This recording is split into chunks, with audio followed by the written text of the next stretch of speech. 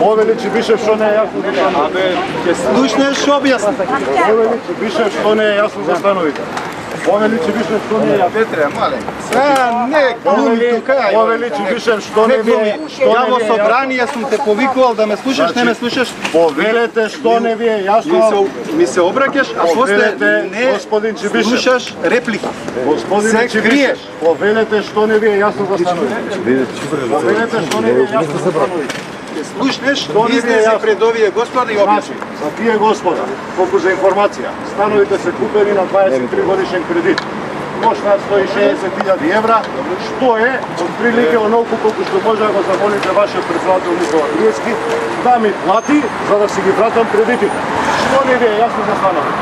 Направете разлика. Претходно не ни беше јасно и за куќите, и за полите, и за другиот стан. Господине Чибишев, помеѓу луѓе што честно заработуваат и криминалците во вашите редови начело со Никола Триевски.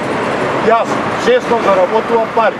Вие крадете од државните пари. Тоа е голема работа. Вие не крадете. Што не ви е јасно за Вие сте честни, што сите го Што не ви е јасно за становите? Сите тоа го знаат.